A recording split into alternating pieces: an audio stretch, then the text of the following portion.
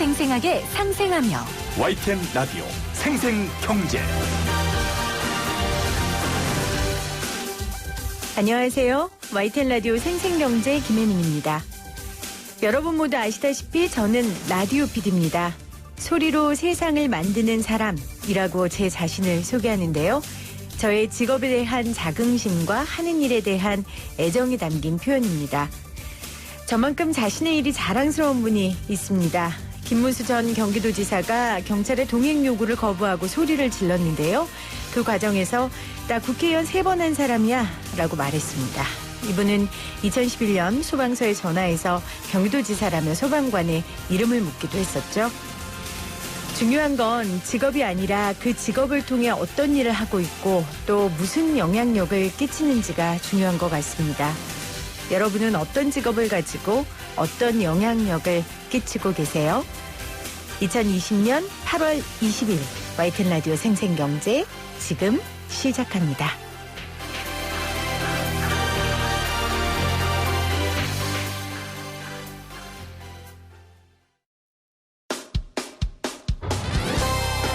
쉬운 경제, 살아있는 경제, 우리 집 경제 이야기, YTN 라디오 생생경제.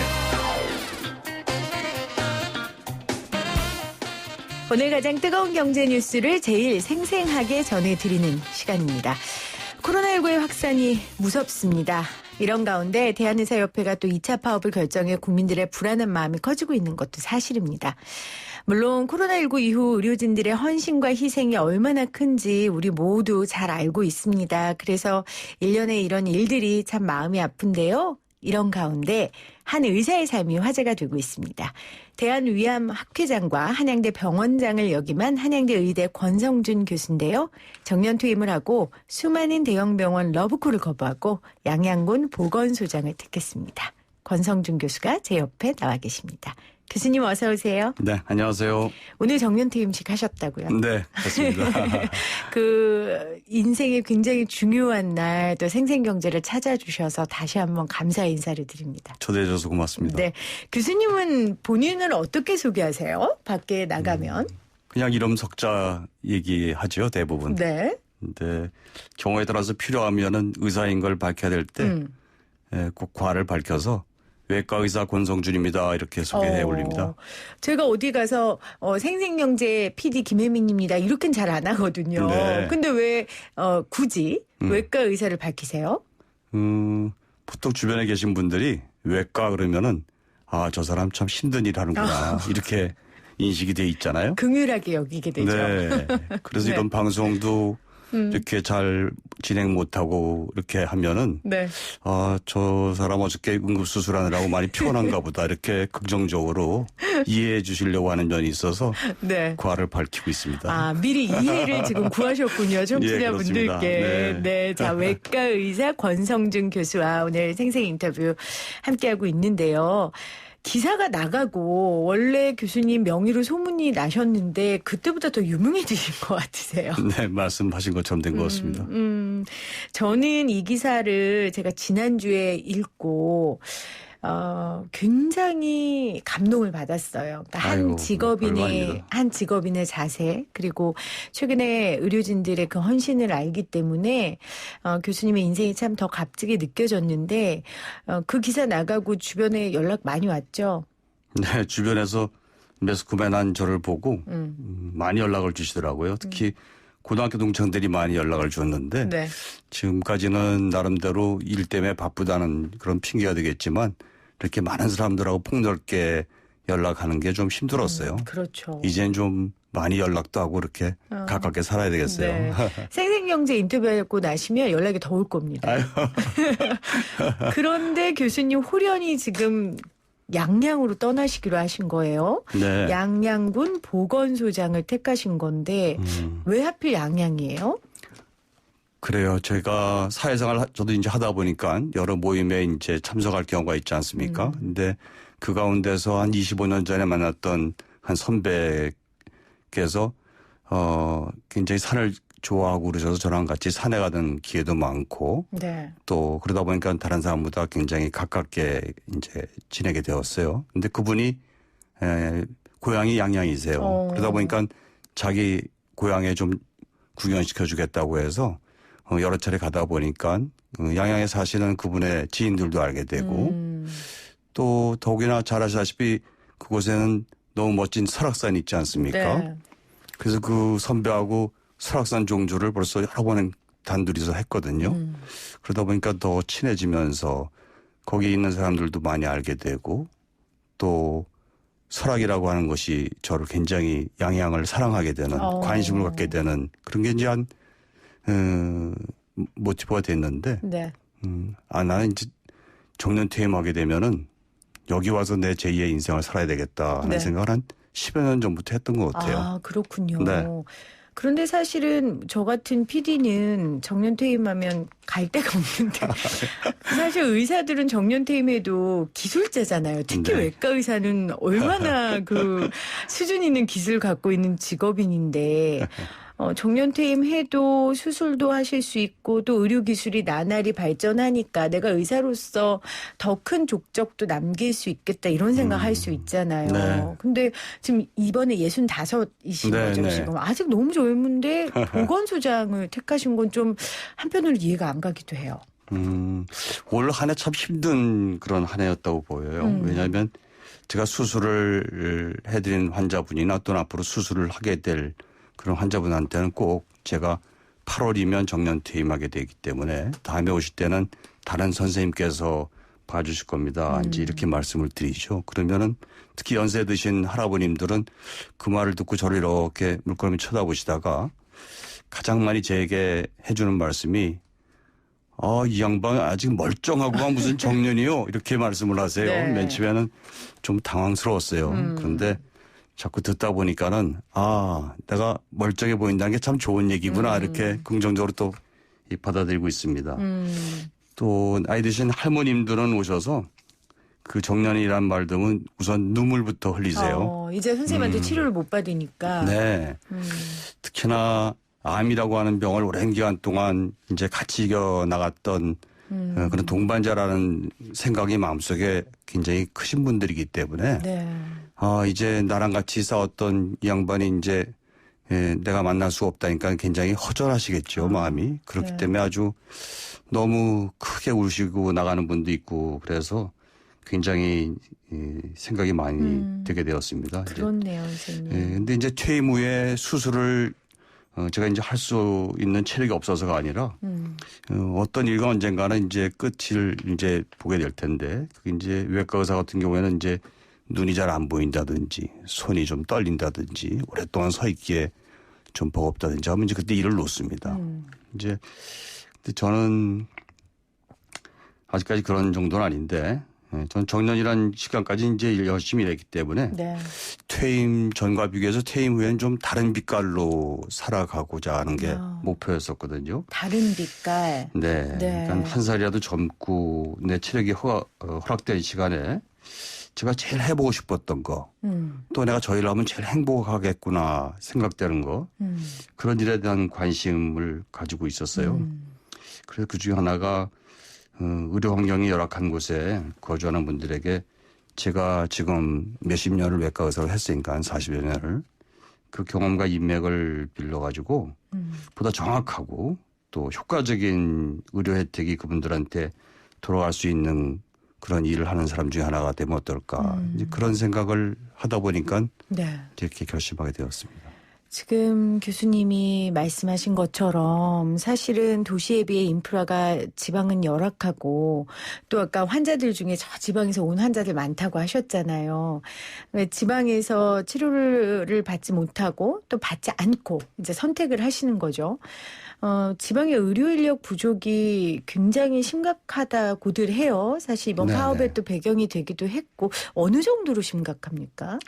제가 뭐 이쪽에 전문가는 아니지만 그냥 의료에 종사한 사람으로서 봤을 때 역시 의료의 접근성이 그렇죠. 열악하다는 게 가장 큰 문제가 아닐까 그렇게 생각하고 있습니다. 그러니까 지금 거리에 병원이나 의원이 질비한 도심이죠.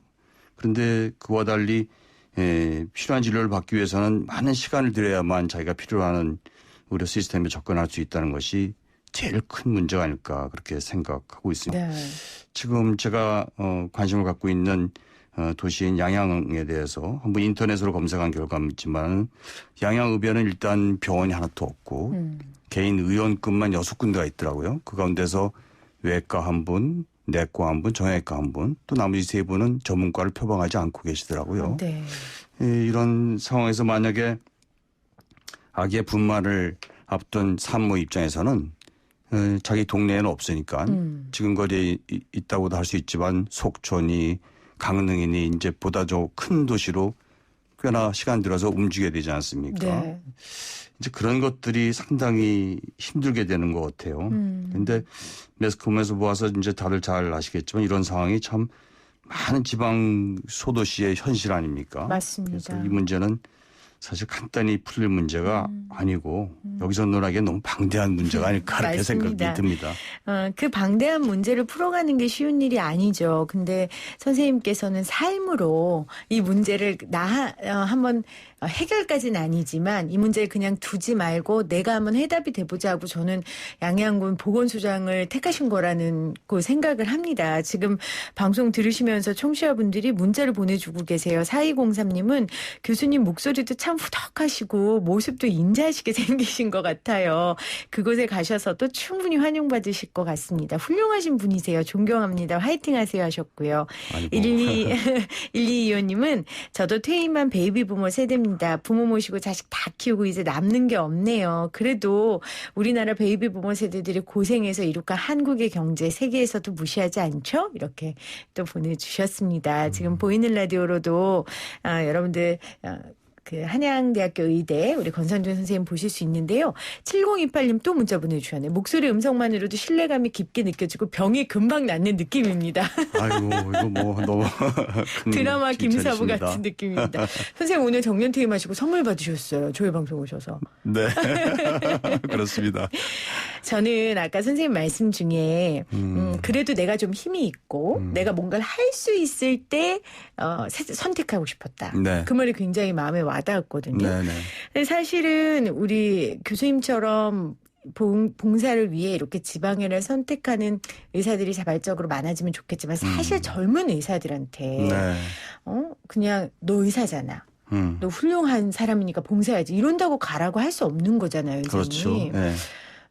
의사라는 직업과 생계라는 의미와 또 봉사할 수 있는 영역과 이런 것들의 균형을 맞추는 게 참 어려울 것 같습니다. 네, 어떻습니까, 그렇습니다. 선생님? 참 쉽지 않은 주제죠. 이 어떤 사람들에게도 사명감만을 요청한다면 그 일의 목표는 참 달성하기가 어렵지 않나 이렇게 생각하고 있습니다. 제가 외과 의사로서 병원에 실습 나오는 학생들 보면요. 외과의 치료 과정에 대해서 흥미와 관심을 보이는 학생들이 참 많습니다. 적지 않아요. 그런데 의대를 졸업하고요. 인턴 생활하면서 이제 의료 사회를 직접 들여다보기 시작하지 않습니까? 그러면 외과 팀들은 늘 잠이 부족하고 또 응급콜이 많아서 그 스트레스에 시달리느라 자기 시간 여유는 참 너무 부족해 보이고 네. 또 어떤 때는 막 너무 오래 잠을 못 자서 체력적으로 한계를 느끼는 경우도 보게 되고. 근데 이제 문제는 그렇게 힘들어서 배우고 사회에 나가봐야 급여는 상대적으로 다른 과를 전공한 사람들에 비해서 낮은 수준이다 보니까 또 더기다 책임져야 할 일은 너무나 무겁거든요. 그렇죠.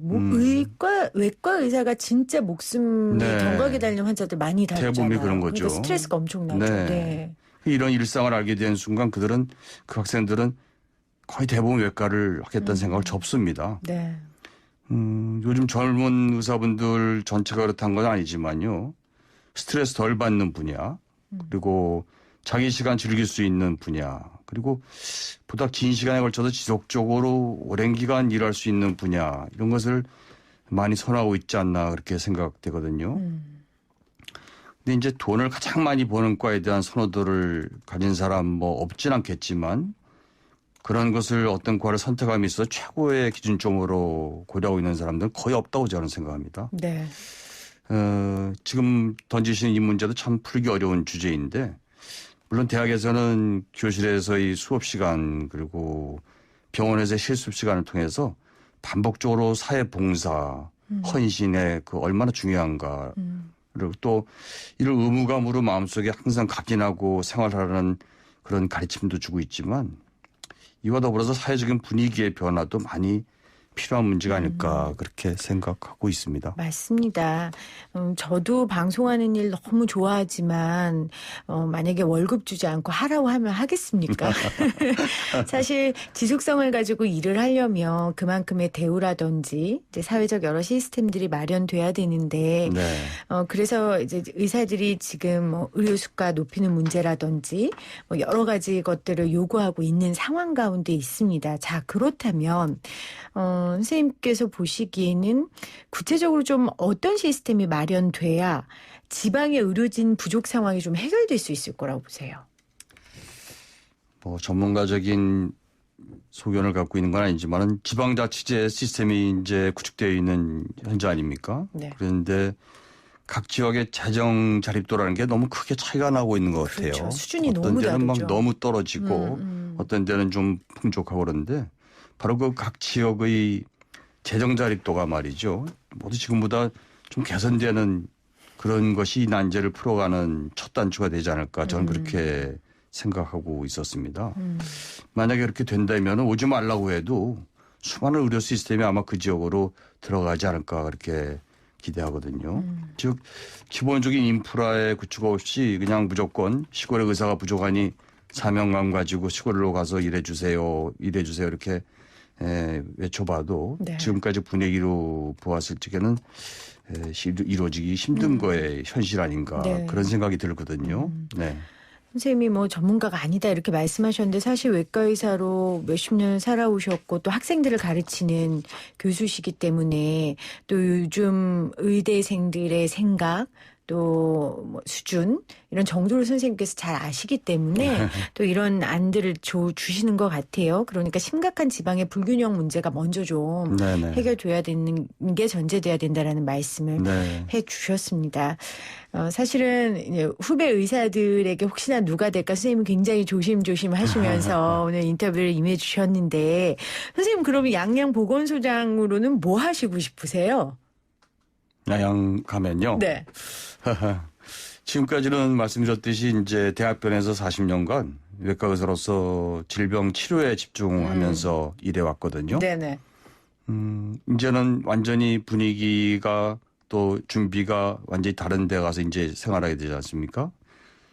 양양보건소에서의 생활은 이제부터는 질병의 예방에 좀 더 관심을 가지고 활동해 나가려고 합니다. 네. 그러니까 좀 더 실질적으로 그곳 거주민들의 생활 습관을 건강하게 전환시키기 위한 활동에 좀 전력을 다하고 또 만약에 중증 질병이 발생했을 때는 어떻게 좀 빠르고 효율적으로 나가는 의료 환경으로 접근할 수 있을까 네. 이런 것들을 미리 대비하고 인지시켜서 그런 환경을 만드는 작업에 우선적 관심을 가지면서 일을 해보려고 생각하고 있습니다. 네. 지금 강원도민 일보에는 선생님이 온다고요? 보도가 막 나오고. 그거 아닙니다. 지금 강원도 주민들은 선생님 온다는 사실을 굉장히 기대하시는 것 같아요. 아이고, 괜히 이게 날려서 큰일 났습니다. 근데 그럴 만도 하는 게요. 그 말은 이제 뒤집어 말하면 그 지역 주민들의 이런 의료 시스템이 얼마나 부족했는지를 또 네. 말해주는 것 같고요. 네, 그렇습니다. 선생님이 가심으로써 그분들의 몸과 마음이 함께 치료되는 일들이 일어날 것 같아요. 아유, 과찬이십니다. 선생님 근데 혼자 가세요? 가족들은 혹시 반대 안 하셨어요?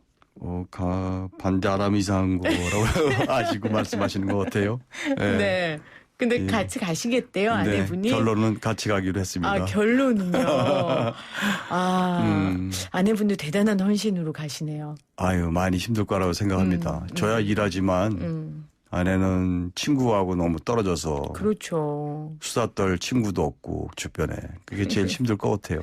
이해를 합니다. 네, 선생님 남편으로서의 제2의 삶도 양양에서 이루시길 바랍니다. 그동안 외과 의사로 얼마나 바쁘게 사셨겠어요. 네.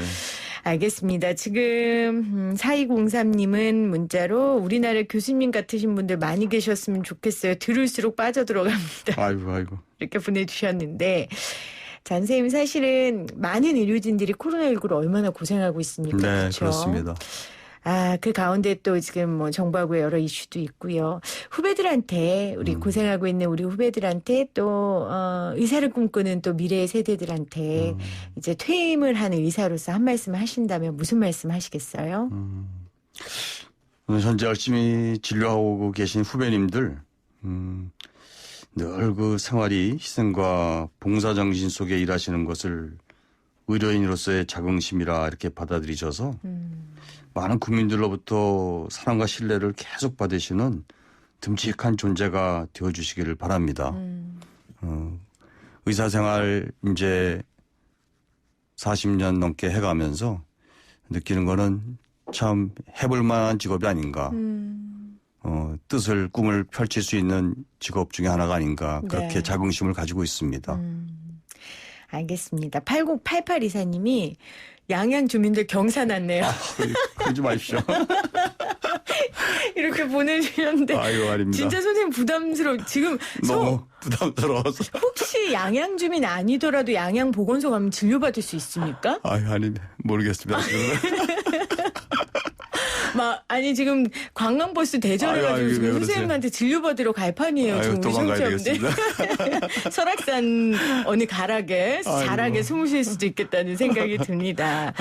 오늘 생생 인터뷰 제가 왜 선생님을 모셨는지 제 의도가 우리 청취자분들께 잘 전달됐으면 좋겠습니다. 우리 주변에 이렇게 투철한 직업의식과 봉사정신을 갖고 일하시는 분들이 참 많이 계십니다. 그래서 좀 배우고 싶었고요. 또 많은 의료진들에게 좀 좋은 선배가 있다고 소개하고 위로해드리고 싶었습니다. 함께해 주신 권성준 교수님 다시 한번 감사 인사를 드립니다. 고맙습니다. 네, 행복했습니다.